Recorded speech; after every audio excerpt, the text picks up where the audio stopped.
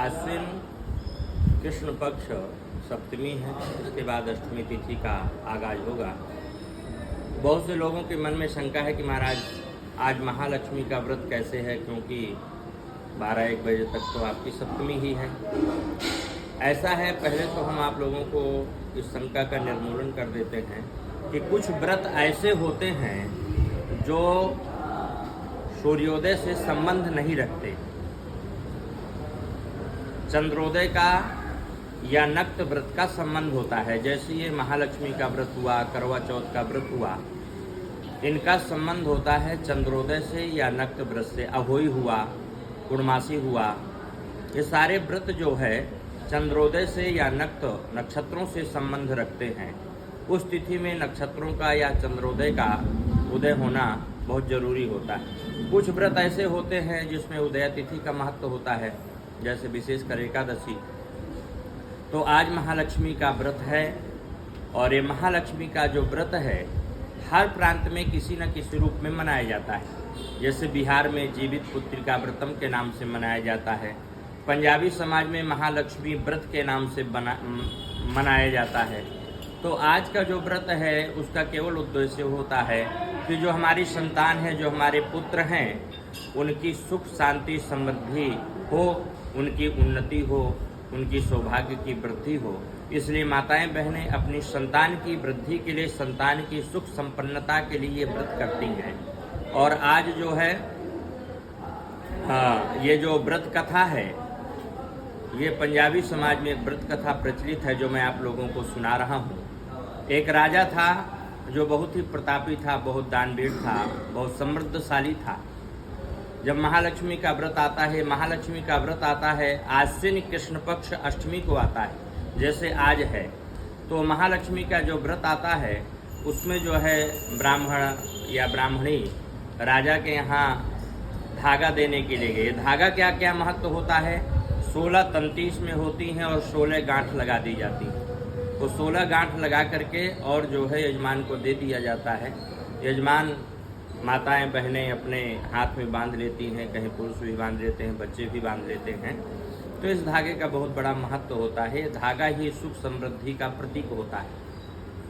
हल्दी में या पीला धागा जो है 16 गांठ और 16 तंती करके बांध दिया जाता है। तो ब्राह्मणी जब वहाँ राजा के यहाँ वो धागा देने के लिए गए तो राजा ने उन धागों को सहर्ष ले लिया और रानी को सौंप दिया। रानी जो है थोड़ी से आधार्मिक प्रवृत्ति की थी, ज़्यादा धर्म में उसकी रुचि नहीं थी, भगवान में ज़्यादा आस्था नहीं थी। उन धागों को उन्होंने एक तरफ फेंक दिया। अब जब धागाओं को एक तरफ फेंक दिया तो जो महल के कर्मचारी थे, झाड़ू लगाने वाले, उन्होंने झाड़ू लगा करके कूड़ेदान में डाल दिया। जब कूड़ेदान में उस धागा को डाल दिया तो जो कूड़ा उठाने वाला आया, तो जब उस कूड़े को उठाने लगा तो टोकरा बहुत भारी हो गया। टोकरा इतना भारी हो गया कि वो टोकरा जी उससे जो है कूड़ा उठाने वाले से उठे नहीं। जब वो कूड़ा नहीं उठे तो उसने आखिर देखा कि आखिर आज इस टोकरे में है क्या, इस कूड़े में है क्या। तो उसने जो है जब खोल करके देखा तो जितने धागे थे, उस ब्राह्मण ने जितने धागे दिया था राजा को, वो सारे के सारे स्वर्ण के तारों में परिवर्तित हो गए थे। और सोना भारी होता है क्योंकि धातु है, तो जब उस टोकरे में वो उसने लिया तो वो उठे नहीं, भारी हो गया था। उसने जो कूड़े वाले ने क्या किया कि उन धागों को अलग करके और जितने जो है स्वर्ण तारे थी उन सबको समेट करके और राजा को समर्पित कर दिया। महाराज ये तारे निकली हैं आज के कूड़े से। राजा ने उनको जो है राजमहल में जमा करवा दिया। अब राजमहल में जमा करवा दिया, राजा ने राजमहल में उनको रख दिया और राजा जो है शिकार खेलने के लिए चला गया। शिकार खेलने के लिए जब चला गया तो जब वापस आता है तो एक कमरे से घुर घुर की आवाज़ आती है। रानी जो है वह मानव, शरीर तो उसका मानव का था लेकिन मुंह उसका सुकरी का हो गया था, सुअर का हो गया था। अब जब राजा ने देखा कि ये सुकरी कहाँ से आ गई, तुरंत सैनिकों को बुलवा करके और रानी को जो है जंगल में छुड़वा देता है। अब रानी जंगल में जगह जगह भटकती है, जहाँ भी कहीं जाती है उसको जो है ठोकरें ही ठोकरें मिलती हैं। जिस वृक्ष के नीचे बैठती है वह वृक्ष सूख जाता है। जिस तालाब का पानी पीती है वो तालाब गंदा हो जाता है। जो फल खाने का प्रयास करती है वो फल सड़ा निकल जाता है। बड़ी मुसीबत में उसने 1-2 दिन काटा, लेकिन एक संत की उसके ऊपर दृष्टि पड़ी। संत हृदय नवनीत समाना, संतों का हृदय वैसे भी मक्खन के समान होता है, बड़े कोमल हृदय होते हैं। परोपकार के लिए संतों का जीवन हुआ है। दूसरे के उपकार के लिए ही संत जो है इस संसार में, इस धराधाम में जीते हैं। तो एक संत की जब उसके ऊपर दृष्टि पड़ी तो रानी को ला करके अपने कुटिया में रख लिया, और कुटिया में रानी को रख लिया। रानी से पूछा कि भाई आपने कौन सा अपराध किया है जिसके कारण से ये बहुत बड़ी समस्या आपके ऊपर उपस्थित हुई है। रानी ने कहा महाराज मुझे खुद नहीं पता। तो संत ने जब ध्यान लगा करके देखा तो रानी ने उन महालक्ष्मी के जो व्रत पीले धागे थे उनका अपमान किया था, जिसके कारण से रानी की ये दुर्दशा हुई। संत ने कहा कोई बात नहीं। दोबारा जब साल भर बाद वह व्रत आया तो संत ने बड़े प्रेम से उन धागों को जो है बनाया और रानी को बांधा। रानी ने बड़े प्रेम से व्रत किया। इस व्रत का ये नियम है कि सुबह से शाम तक आपको कुछ खाना पीना नहीं है। शाम को जब 5 बजे आप संध्या के समय ये महालक्ष्मी व्रत कथा सुने तभी आपको कुछ खाना पीना है।